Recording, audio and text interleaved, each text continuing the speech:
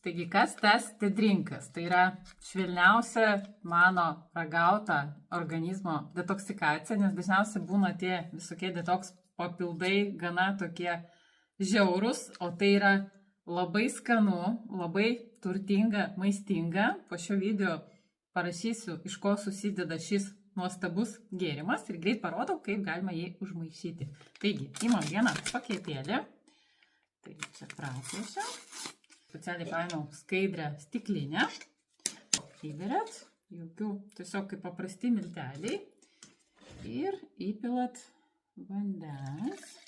Pamatot, ir pasidaro toks, net nežinau, tokios samanų spalvos gėrimas. Kažko primena visus mums tokius reklamuojamus žolelių smūzį, tai vadinamus. Iš tikrųjų labai skanu, kvepia obuoliais, nors obuolių sudėtyje nėra. Bet skonis tikrai man patinka, primena tokį, tikrai, nežinau, obuolių, tikrai tokį gaivų vaisių, kažkiek galbūt tų žolelių, bet malonu gerti. Taigi, gražiai, gerai išmaišome. Ir galima, aišku, įpilti šiek tiek tokį šiltą vandenį, vos tokį, ne visai, kad nebūtų šalta, ypač ryte nerekomenduojama vėsaus vandens gerti, taigi galbūt šiek tiek šiltą ir po truputį išgeriat.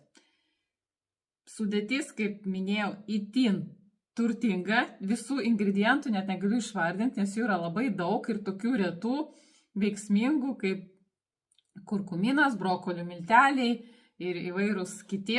Taigi, jeigu norėtumėt labai greitai 2 savaičių bėgyje, neskausmingai, be jokių kančių išvalyti savo organizmą, labai rekomenduoju Fitline papildą The Drink.